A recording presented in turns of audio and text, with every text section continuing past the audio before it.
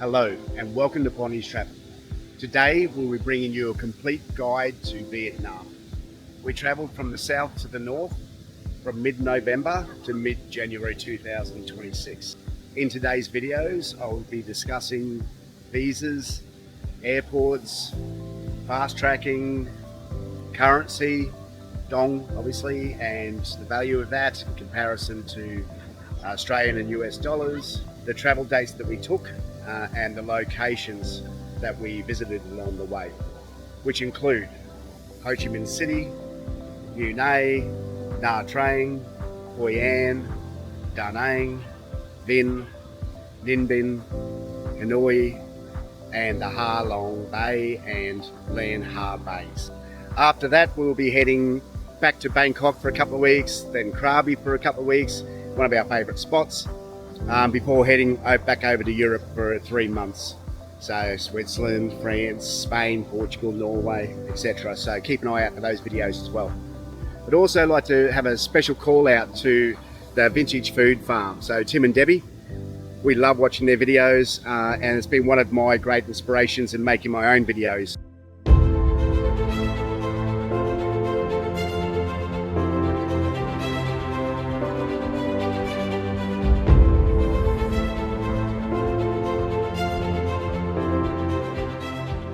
Okay, so let's jump into it. So I'll be using my trusty notes along the way, so if I'm looking down, I'll also be walking up and down this magnificent beach. If you havenent been to Koh Lan Island, it's an absolute treat. We actually didn't know about this island.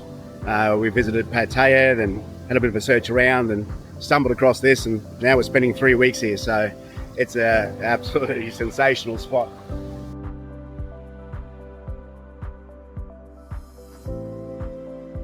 Okay, so I'm going to start with visas and airports. So we did try to do the visa application a couple of times myself, noting the millions of comments on the Facebook forums around some of the complexities to doing the visa.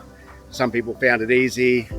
I've done quite a few visa entries myself, as you may appreciate. I only had a couple of simple goes at it. Just thought, well, based on the feedback, I'll use a third party to go through that process. But also I wanted to do the fast tracking.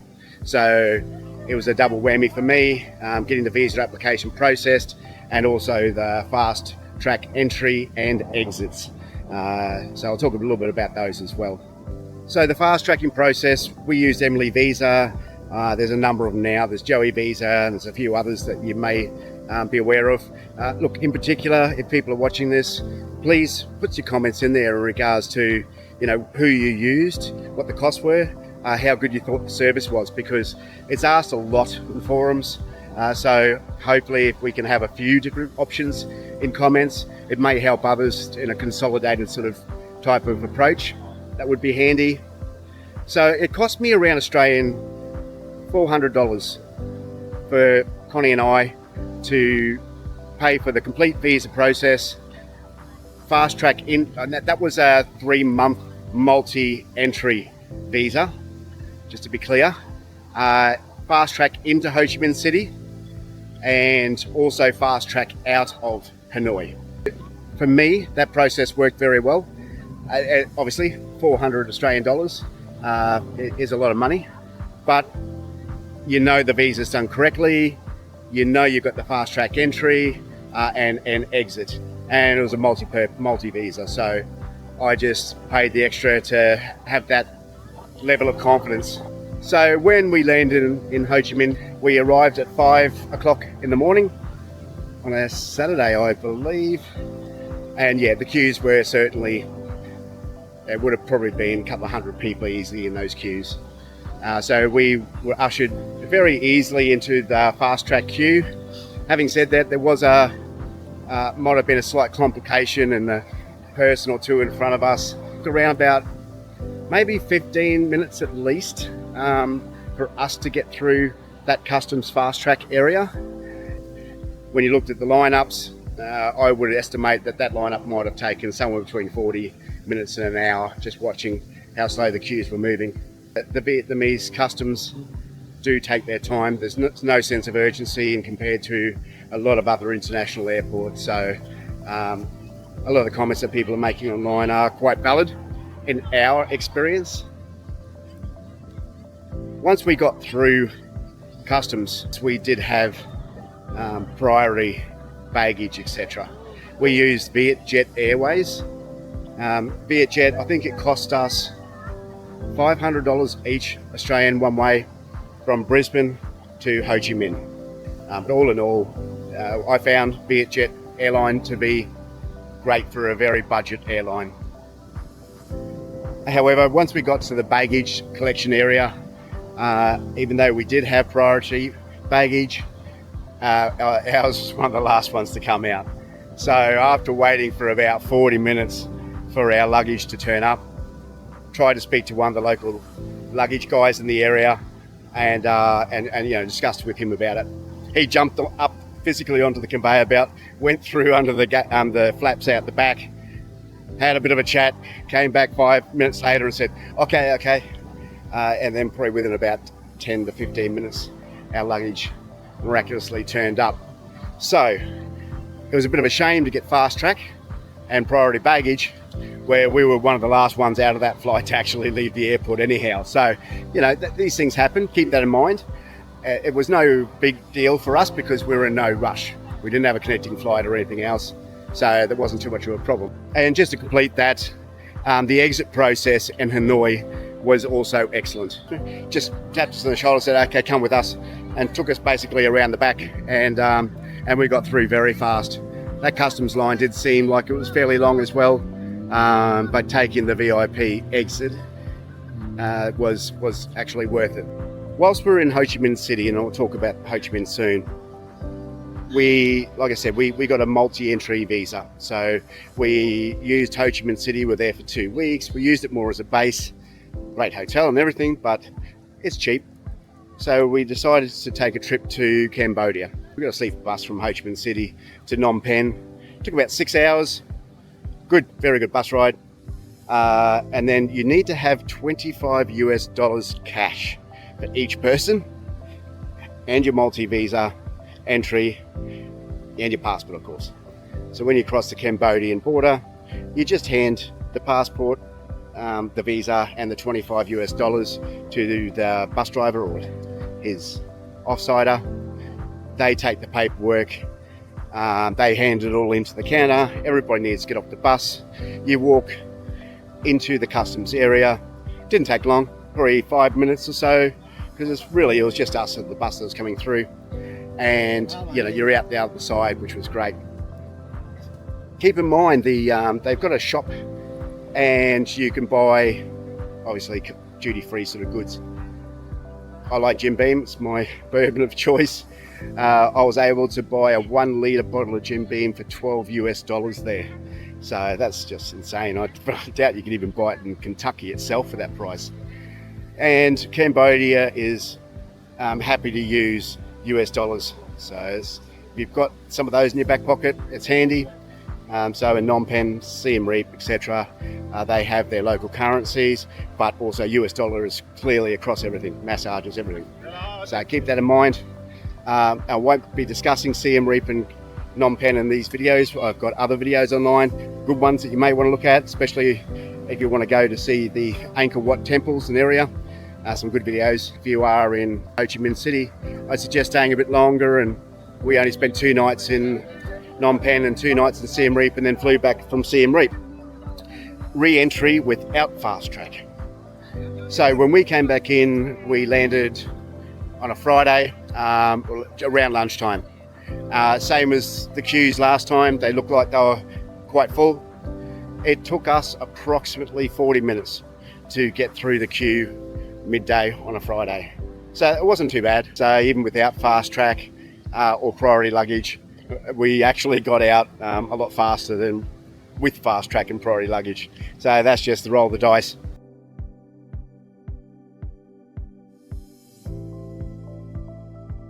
Okay, so next we're going to talk about the dong. So the 100,000 dong is $5.50 current today's date, and 100,000 seems to be a very, very common denominator on a lot of the prices. So it's They like either round it up or round it down, but it seems to be 100,000. Also, very importantly, the ATMs. Again, really asking for your comments here. For us, two banks that had no ATM fees when we used it, and we probably used it maybe a dozen times, was VP Bank and OCBC banks. Now, the biggest frustration, I guess, is when you take any monies out of a bank ATM, they're quite limited. So some of the ATMs will be limited up to 5 million dong, and we found there was a few of them, even the same banks. So, for example, VP Bank we went to one time, we could get 10 million out, and there was another ATM we could only get 5 million out.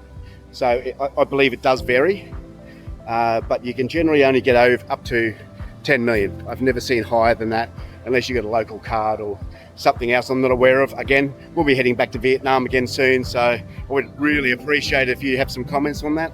If you can't find a bank, VP or OCBC, or from the comments below, then it's typically 250,000 dong they charge you for that transaction. It's around about $13.50 Australian just for that one transaction. Supermarkets, generally, it's either 200 or 300,000 dong. If you don't spend up to that, it's cash only. If you spend over that, then you can use EFTPOS. Some charge 3% fee. I'm not sure they all do. Depends on the supermarket you go to. When you're going out for dinner, and food in Vietnam is just so cheap. And let's say you're spending 300,000, so $15 Australian for, for dinner, and you're paying 3% of service charge on that. That's around about 48 cents. So if you take cash along, Australian dollars, US dollars, any currency really, the gold shops are definitely worth going to. They've got the best rate that I saw. It's an experience in itself. It seems a bit sketchy and fast paced and everything else, and you're not really sure how it all works, but you just walk in the door, someone will guide you at the door, they'll guide you along, they'll tell you which counter to go to, you hand over your notes, they just quickly scurry away and change it over and come back, and you've got a receipt and the currency, the dong that you need. Then my understanding is they're always quite honest.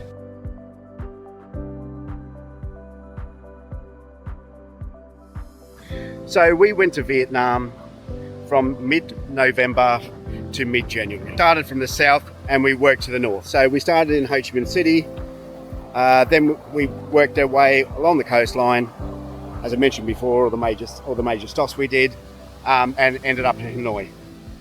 So it's a bit of a mix between the weather. So when we were down the south, it was beautiful weather. It was around 28 degrees consistently in Ho Chi Minh City. Didn't really have rain. There might have been a few overnight showers. There's a few puddles around, but it didn't impact us at all. In my opinion, it was a really good time of the year to visit. As we made our way through to more middle, it got a bit hotter. So from Mui Ne, Nha Trang, Da Nang, Hoi An, probably sitting around 30 degrees at that time. That would have been December, mid-December. By the time we were in Hoi An, we spent Christmas there. Hoi An had some showers over the Christmas period, nothing to really worry about. Because of the temperature and the humidity, showers are only welcomed as long as it's not monsoonal. So it was still very good. By the time we got to Da Nang, there was a few more showers, and then Vinh, we had a couple of days where it wasn't, you didn't really want to go outside too much. It was just on and off, but it's just cloudy and a little bit miserable. So then we headed our way up to Ninh Binh. Second day we were there, I think it got down to around 6 degrees, which was a major change in temperature for us at the time. And as you can appreciate, we're slow traveling to all of the more so hot, warmer and beach sort of climate. So we only had shorts and singlets similar to what I'm wearing now. So that made it a little bit of a challenge for us. I've got some videos on most of those places, especially Ninh Binh. So have a look at them, they're really good. Got a scooter as usual.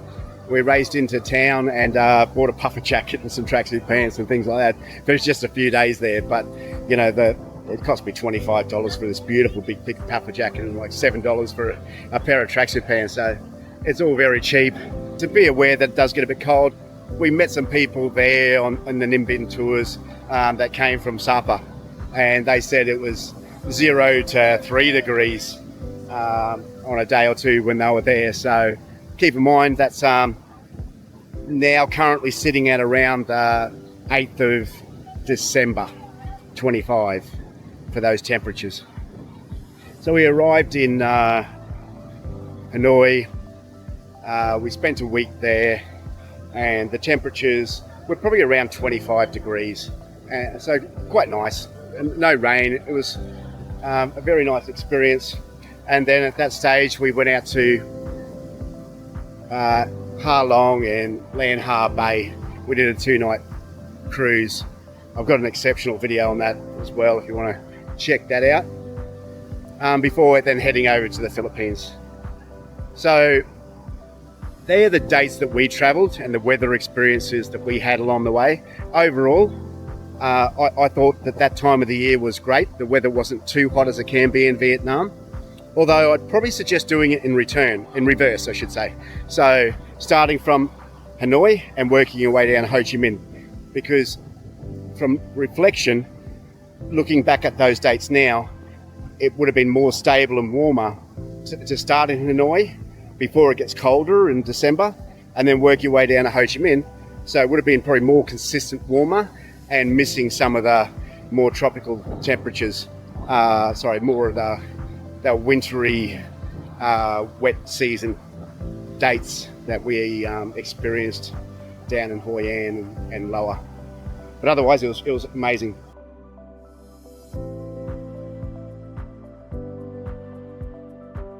So Ho Chi Minh City is a very large city, very, very busy city.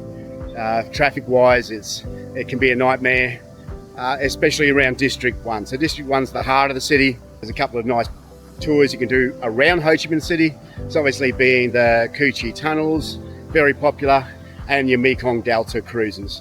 I'd done the Cu Chi tunnels before, so I didn't need to do them again, but we did do a full day Mekong Delta tour, which was really good. But staying in the centre of Ho Chi Minh City in District 1 is not a bad thing to do. It's a good location, but be aware of the traffic, etc. So you probably want to choose carefully with your accommodation. Try to pick a bit of a back street, not the main streets, because the traffic, a lot of beeping, it can get annoying. For ourselves, we stayed in Ches Mimosa Petite Hotel. Really good location, extremely quiet. It's down a back street, but it's only 100 metres each side, and you're on the 2 major streets that run through District 1.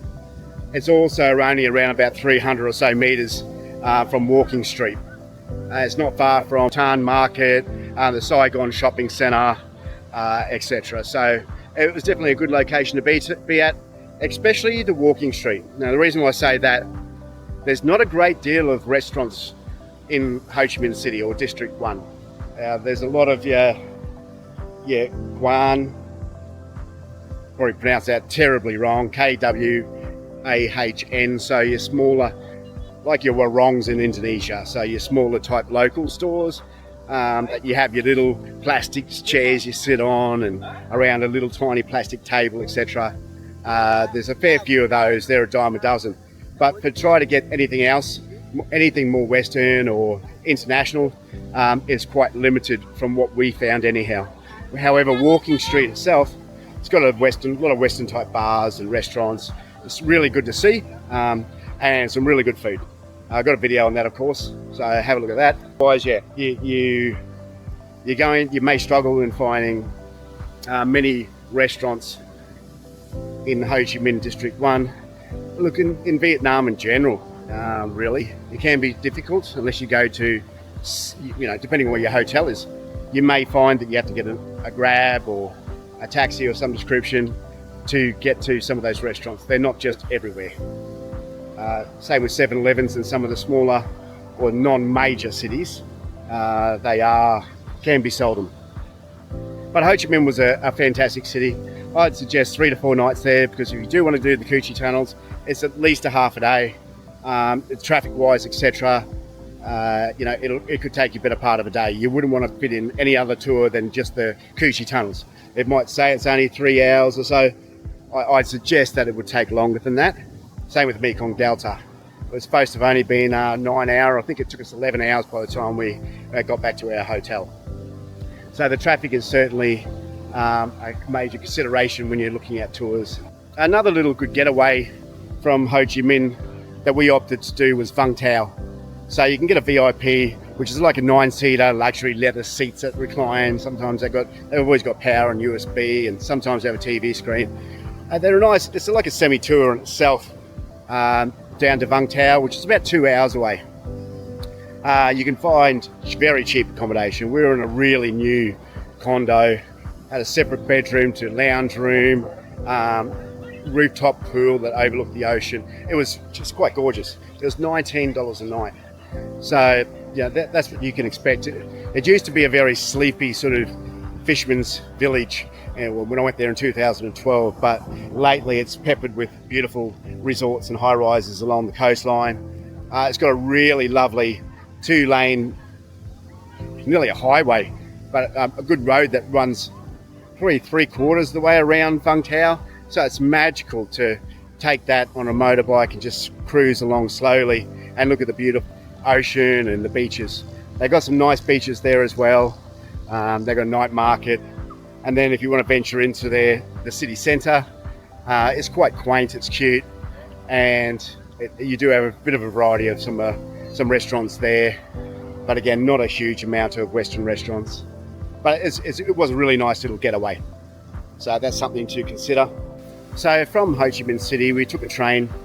It took 4 hours from Ho Chi Minh through to Phan Thiet, Phanthhiet. It costs us $10 each, and it was a 4-hour ride. Train was comfortable, nice views. So the trains are great because you don't have to turn up too early. You can buy the tickets online easily enough. We used Go Asia. Very simple, sends you a PDF.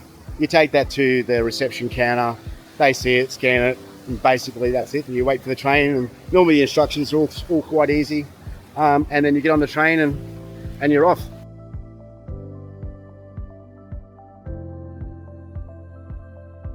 So then we headed to Mui Ne. So we stayed in the Vipul Hotel in Mui Ne, flew to breakfast. It's the only high-rise actually in Mui Ne. Mui Ne is quite small. It's basically one street that runs for maybe 5 kilometres. It goes a lot longer, but for the touristy area where the resorts or cafes or massages, laundry, all that sort of stuff, it's within that first section as you enter Mui Ne. They do very well with their beachside resorts. They're quite pretty, similar to sort of Bali, I guess, in the style that they use. They do their resorts quite well in Vietnam, and they look quite pretty. They're all peppered along the beach, and there's a lot of umbrella and sunbed stands like you see behind me along the beach there as well. And but be aware, a lot of the signage, it's either in Vietnamese or Russian. Sometimes the signage is in English. Some of the menus also, they have some menus in English, but in either Mui Ne or Nha Trang in particular, they'll generally greet you in Russian. So it's a different experience, but it's pretty cool. Mui Ne's got lovely beaches. There's only a couple of beaches you can one long beach, and there's a little bit of a side beach as well. It's got a really lovely, massive golf resort there, and I mean massive, probably the largest I've ever seen. And we went to the beach club directly out front of that. I think it costs 60 dong to enter. Then you can buy food and drinks. I've got a video on Mui Ne as well if you want to take a look. Wouldn't be any rush from me anyhow personally to go back there. There wasn't a lot to do at all. It's quite small, but certainly nice to visit for maybe 1 or 2 nights. See it for yourselves. Phan Thiet was a bigger city. All the cities in Vietnam, if you know them or not, they're all quite large. It'll blow you away. But Phan Thiet had a nice little markety area. We like going through all the lovely old markets and seeing some of the back streets on the motorbikes, and that's half the adventure for us, so we love that.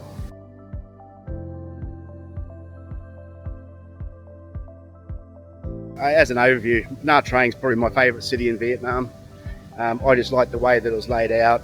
It was quite accessible, beautiful beaches, and a couple of really nice tourist attractions to go to. From Mui Ne, we took a grab back into Phan Thiet, and then we took a bus from there to Nha Trang. However, we didn't realise that that bus actually went through Mui Ne. So we weren't told that that happened. What we were also told afterwards is if you told the hotel could have contacted that bus company and said, hey, pick them up from here. That probably would have saved us, would have saved us some money getting the grab, which was probably around 20 bucks. And the half an hour on the grab, half an hour waiting at the bus stop beforehand, getting on, and then the 40 minutes would have took from the bus to get back to where our hotel would have been. So time and cost we could have saved, and convenience. So always keep that in mind. Your VIP tour buses, etc. Some of them offer pickup services included. Others you can ask, and you may pay a little bit more, but it may be a benefit to you. So that's a good tip for you. So yeah, we took the it was a sleeper bus. Sleeper buses, there's not a great deal of room to sit up. Some of them are a little bit better than others. Ours was quite modern, but I'm only 5'10". It was still a bit of a struggle for me to sit up. I had to duck my head down. But you can lay back, rest, put up your head. It's got power, USB. It's got Wi-Fi in the bus as well, so it was not bad. So that bus cost us $14 each, and it took 4.5 hours. So that wasn't too bad. And again, the views were great, so that kept us entertained. Had some music playing, etc. So that was a nice way of doing it. So in Nha Trang, we stayed at the Apis Hotel. Again, great hotel. It cost us $25 a night, including breakfast. It was a nice modern hotel. The rooms were great, etc. So, that's just an idea for you. And it was also on one of the main streets for food. So this Nha Trang had some reasonable food options: Italian, German, Turkish, etc., Russian, Vietnamese. There were some, a fair variety of different restaurants out there. They also had some French bakeries, which was lovely. So finding a French bakery or a decent bakery was a nice change. Loved the Esplanade of Nha Trang, beautiful, wide, quite new, very modern, and the beaches themselves were beautiful. So, and it goes a long way, kilometres all the way along Nha Trang, which was lovely. There's also some nice places to see on the motorbike. It's a lovely sized city. One of the highlights for us was going to Vinh Wonders. It's like a Disneyland. It was unexpectedly beautiful, modern, really, really nice. It's got a massive Ferris wheel on there as well, which was, I think, the second largest in the world or something. So that was really good. Definitely worth seeing. From Nha Trang, we took a flight to Da Nang. So we went to Hoi An next, but there's no airport in Hoi An, so you have to fly into Da Nang. So keep in mind though, when you're leaving Nha Trang, we took a grab. I think it cost us about $16 for the grab. It took 1 hour, or probably over 1 hour, to get from the middle of Nha Trang to the airport, which seemed like a long way away. And then the flight itself to Da Nang was 1 hour and 5 minutes, so that wasn't a problem. So yeah, and that was on midday on Friday, and it took us around about 40 minutes to get through customs when we arrived in Da Nang. So entering Dad Airport wasn't so bad. It certainly wasn't as bad as Ho Chi Minh City. Once you land in Dad Airport in Da Nang, it's around about 30 to 40 minutes, depends on traffic, to get to Hoi An. Get grabs everywhere. Like anything, like anywhere in Vietnam, Thailand, etc. We recommend Grab. It's all prepaid from Australian currency out of your account. It's traceable, it's receivable.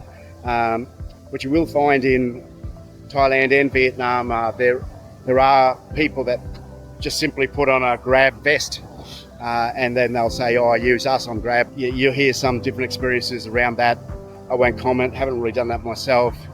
I recommend using Grab, and if they come up to you, say, just show them the Grab app. That's okay, I've ordered a Grab.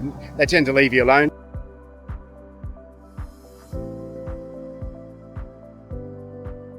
So we loved Hoi An. It was one of, we've been to 80 plus countries. It was one of our favourite cities due to its own unique quaintness, of course. one of my all-time favourites is Tallinn in Estonia. That's an amazing old town, but that's a different video. So yeah, Hoi An is a beautiful location, and I certainly highly recommend it. You know, some people say, oh, you only need to visit there for the day, etc. Oh, I honestly think 2 to 3 nights is probably a fair enough time, because some of the streets can be, in the old town / ancient town they call it, can be very busy with the traffic. Depends if it's the weekend or not. I found it busier on the weekend.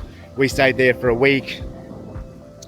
Week was probably too long, but it was a great place to visit. It's got a very Japanese influence.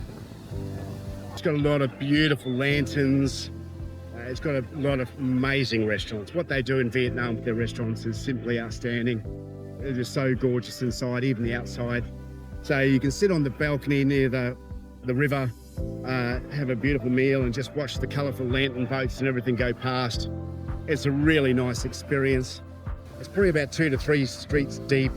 It probably goes for around maybe 2 kilometres if you include going over the Japanese bridge into there's 2 different sort of sections. One's just got one street, it's more of the ancient town, and then you go across the Japanese bridge and it leads into a larger sort of old town region, which is probably about 3 streets wide, that runs along the river for another good kilometre. But lovely place to see. It's got a lot of restaurants there that meet all different sort of international requirements. There's a lot of little things you can do. You can make a hat, you can make a kite, you can make a lantern. Definitely go on a lantern boat ride, either in the small sections or in the larger boat that takes you up to what's called Memories Islands, which brings me to, there's a show called The Memory Show. I can't explain it really, it's all outdoors, it's got music and people dancing, but it was really nice to see. It's got a couple of night markets in Hoi An, like every other city in Vietnam. But when you're walking through the old town, ancient town, be aware of the scooters. There are a lot of them, whether they're the locals or tourists. It can be quite dangerous. The streets are packed enough alone with tourists, let alone motorbikes, trying to cram through. Overall, we loved it. It'll be certainly one of the highlights of Vietnam for us. So, out of all the beautiful locations we've been to Vietnam, that's one of the certain ones we'll go back to.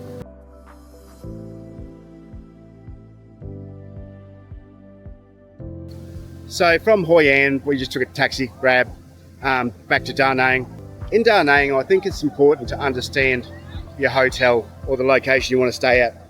We stayed 1 street back from Mai Key Beach, which is one of the beaches everyone recommends. It's a lovely beach. We had a bit of overcasty weather, some rain, but all in all, it was a very nice beach. It just wasn't a great location for the hotel. The hotel, like I said, 1 street back. The street on the Esplanade was a highway, or not highway, but I think it was a 3 or a 4 lane 2-way road that was very busy. So crossing there wasn't a great thing anyhow. And then when you're going to, it wasn't a great deal of restaurants along there either way. So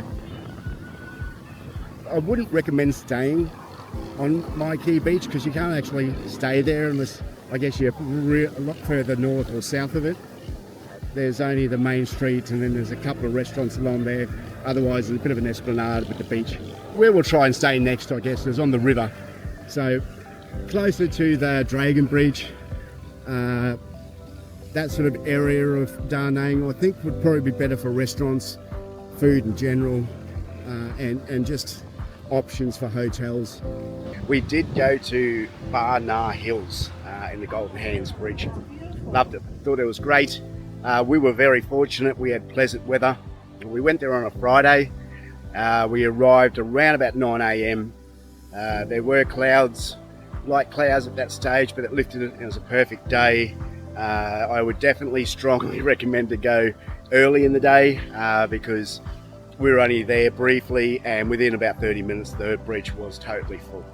Having said that, I mean, the Golden Hands Bridge I thought was quite nice, but the actual Ba Na Hills area. There's got a lot of other things to see in that tourist attraction. So it was a good day out. Thoroughly enjoyed it. It took us about an hour to get there by our personal pick-up and drop-off service. It was reasonably priced. I think it was about 300, 400. It's definitely worthwhile going and seeing that for sure. That was definitely one of the highlights for Da Nang. So once we left Da Nang, we took a train. It was a 10-hour sleeping train to Vinh.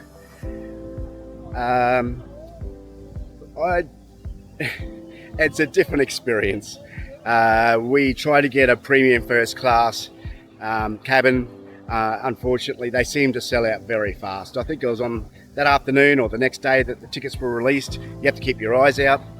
And however, there was no more premium available. So we got the second class sleeper cabin, which consisted of 2 double bunks. Again, it's just a pretty small metal ladder to climb up. Try to get the bottom bunks if you can.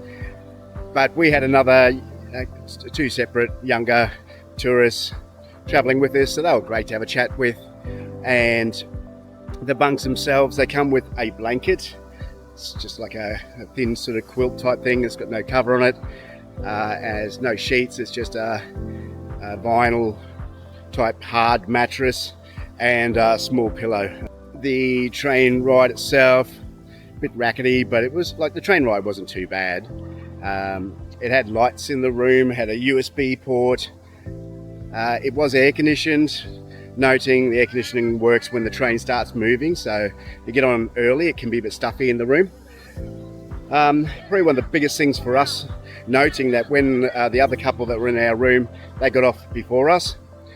When they left and the steward came in to tidy up their bunk, they simply just folded up that blanket and then put the pillow back on it and put it at the end of the bed. So not really sure how their sanitary or hygiene factors are.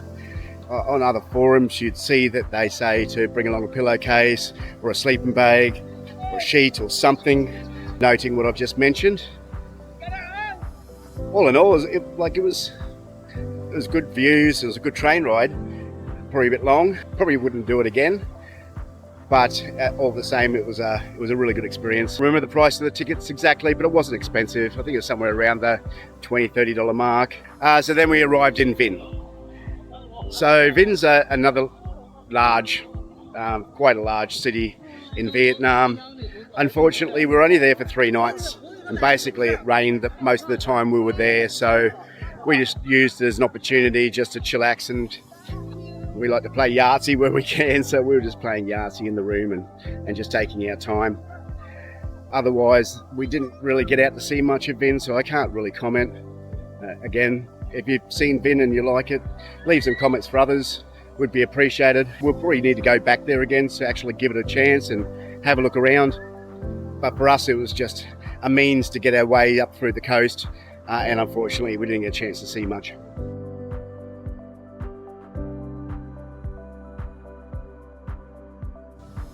So from Vinh, we took a VIP bus.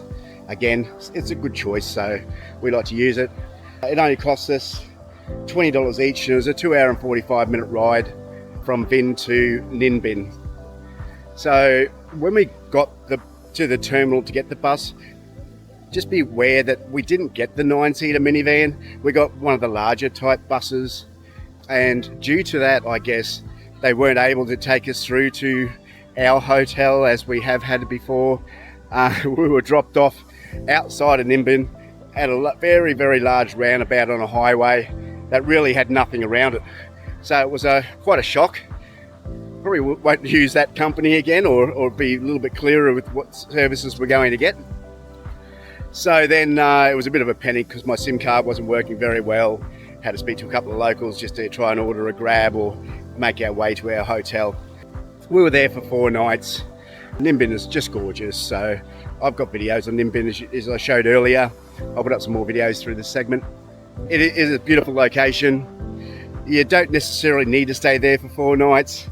There are people that just get the day tours from Hanoi, which is only about 2 hours from Hanoi. So they generally just get a pick-up drop-off service, come out, do the day trip. We did the Trang An boat cruise, which took us to about 5 different locations. We stayed at the La Charm Hotel. It's a bit of a Spanish Mexican type theme, right in the heart of the pretty area of Ninh Binh, just the other side of the mountain across from Tam Kok. So Tam Kok is the more popular location for tourists to stay in. They sort of say it's a bit of a backpacking centre. It's got a good nightlife. It's got a lot of different restaurants and bars and 7-Elevens and all that sort of stuff. So it's an easier place to stay with all your amenities and services close. Where we stayed, they didn't really have too much around it from, your 7-Elevens or food and bars and restaurants. It was quite remote, but we were aware of that. Had a very good restaurant, and it was just such a beautiful location. So La Charm Hotel was our choice. Like usual, we hired a scooter and got ourselves around that way, which was great. So that made it easy. You can go into town. Noting though, it was early January when we were there, and it was quite cold. So we went from the average of 28 to 30 degrees through the day and 26 or so through the night to 6 degrees in the daytime for a couple of days when we were in Ninh Binh. So that took us by surprise. Had to get the scooter and go into the city, freezing mind you.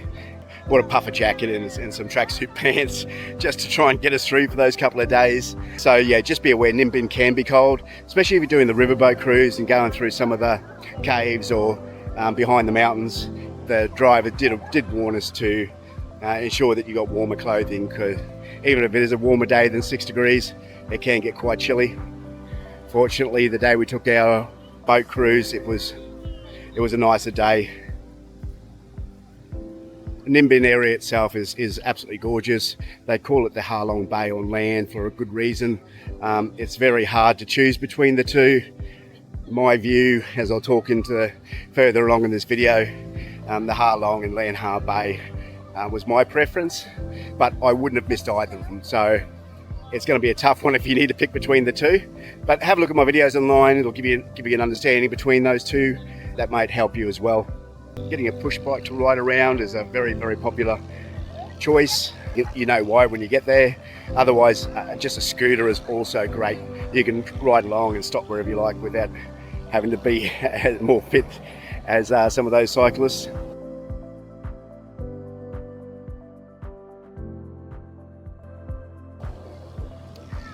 So from Ninh Binh, we got a VIP bus again and we went to Hanoi. So we were in Hanoi for 7 nights. Hanoi's it's a different type of city. It's the capital, of course, but it's not like your Nha Trangs and Da Nang and Ho Chi Minh, of course. It's got more of a mid-low-rise type high-rise system, if that makes sense. It's still a big city, but it's got a calmer feel. It's not like your massive metropolitan city. It's older. It's got more of a traditional vibe to it. So we stayed at the Sand Premium Hotel. A good choice, very nice hotel. It was also quite convenient. It was about 2 to 3 minutes or so walk to Train Street.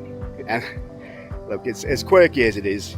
It's certainly fun. It's a cool thing to do. We were fortunate. We arrived, I think, at 11:30 in the morning, and we had 3 trains go through within about a 45-minute period. So I'm not sure that's very common, but it's a great place. Sit back, have a beer or something, and just watch those trains go past.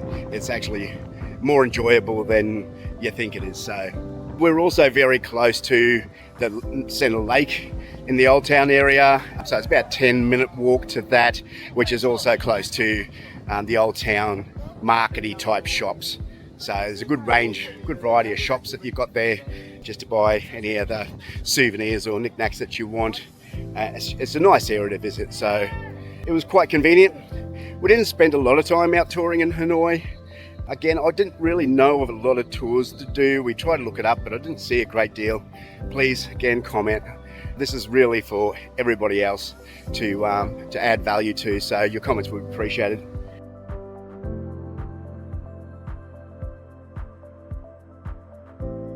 But what we did do whilst we were there is we did the Ha Long Lan Ha Bay tour.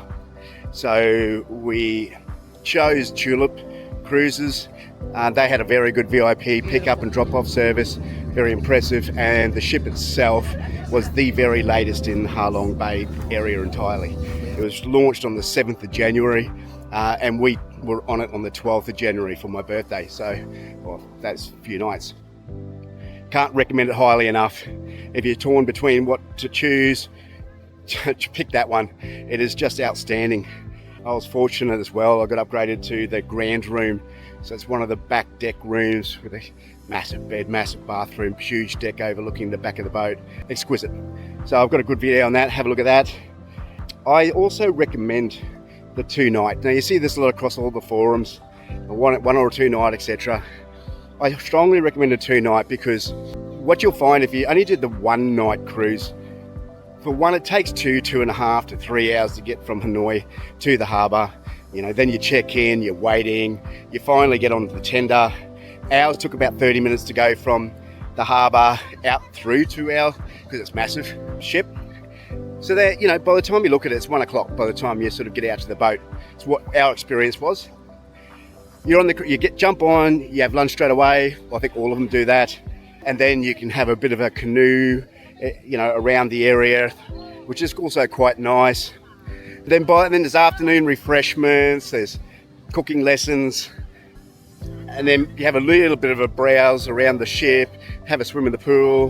Then it's dinner time, have a little bit of a few drinks or whatever, and look at the views at night time, which is just absolutely outstanding. And then it's the morning. In the morning, again, you get up for breakfast. By 8:30, I think it was, you needed to be on a short excursion. I think it went for about 3 hours, and it takes you to sort of some of the starting part of Cat Bar Island or some of those areas around it. By the time you even get there on the boat, half an hour back, etc., you might be on the island for an hour or two. I think they give you lunch, and then you're on the tender to take you back to the harbour. So it is a rush. Others have mentioned that to me, saying that it just all felt quite rushed and you didn't really get to enjoy the amazing experience.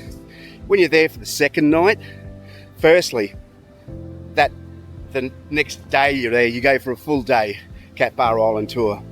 It takes you to the caves, takes you to the island, some spots to see, a bit of a national park, museum. Some of it's great, some of it's okay. Either way, it's all calm and relaxing, and you get the chance to spend the whole day out. And then you go back and cruise, you have another dinner, etc. And then you also get that morning tour the next day. But you feel a lot more relaxed. And the main point I'm getting to is you get a lot more time to actually see the Lan Ha and Ha Long Bay limestone cliffs, and the time to actually just relax and enjoy it more. So, long-winded, but that is my strong recommendation. So once we finished the cruise, obviously going back to Hanoi, we only spent another couple of days there, and then we flew out to the Philippines. All in all, Vietnam, loved it. Everyone's got limited time for holidays, etc. But Vietnam is quite a long country. It's not that easy just to go from city to city. They're a fair way apart. The airports can be time consuming, not to mention, that you've got to be there a few hours before. You've got the travel to get there. Some of these large cities, it can take an hour or so just to get to the airport. So it's a bit of a hassle getting around. Trains and buses and some of those things are reasonably convenient, frequent, cheap. So, it's a challenge. Flights can be faster, you don't get the same experience, but you need to weigh up the amount of time that actually takes you to get to the airport, at the airport, checking in, going through customs, getting your luggage, getting from the airport to your hotel. If it's nothing short than 5 hours, and that could be on a 1 hour flight, you're doing very well. So look at it that way. When you're catching a bus or even a grab, take 2 hours on a grab or a VIP bus service like we do. It's a far better experience. You've got a mini tour itself. It's far better than being in congested lineups at airports. So that's just my view. Vietnam in general was one of our favourite countries to go to. Certainly our favourite in Asia. The people are just beautiful. They are friendly. They'll just smile and wave to you in the street as you're walking past. Now, just for me, I don't know too many other places in Asia that do that. Sincerely do that. It's probably the key notion there. You sometimes get them smiling and waving and so forth, but they're typically wanting you to come and buy something from them, a beer or their wares or whatever. Where I found the Vietnamese are genuinely and honestly friendly. A lot of beautiful things to see, and stupidly cheap. So highly recommend Vietnam. Anyhow, so we've got a lot more blogs out there as well. So have a look at the different cities and countries we've gone to. Always give us feedback.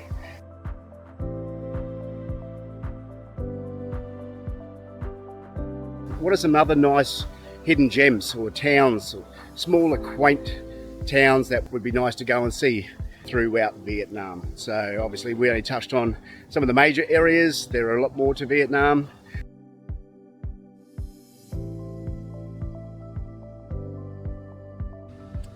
Okay, let's discuss the value of the dong. I've got a range of notes set up in front of me, all of the Vietnamese dong, and I'll give you an understanding of what the comparison is to the Australian and the US dollar for some of the notes. So we'll start with the 1,000 Vietnamese dong. That's 5 cents Australian, so 3.5 cents American. The 5,000 dong is 25 cents Australian. 10,000 dong, 50 cents. 20,000 dong is $1, so 75 cents USD. So I just zoom in a little bit for you. The 50,000 dong, that's around about $2.50.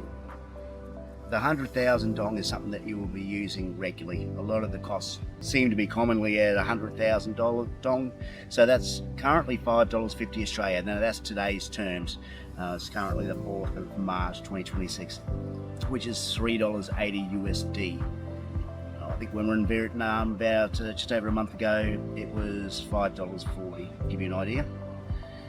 200,000, obviously just double that. And then you've got the 500,000. So again, about $26, $27 Australian. Now, something very important to note, when we went to Vietnam, we only just came from 3 months in Thailand, so we were quite used to the Thai notes, the baht. So you can see that there's definitely quite some considerable difference between the 50 baht and the 500,000 dong. However, when I was buying some, it happened to be probably 3, maybe even 4 times, when I was needed to use 50 dong, $2.50 or something Australian, I pulled out the 500,000 dong. So a lot of the lighting over in Vietnam, especially Ho Chi Minh and some of those places, the lighting isn't really good when you're in the restaurants or late afternoons.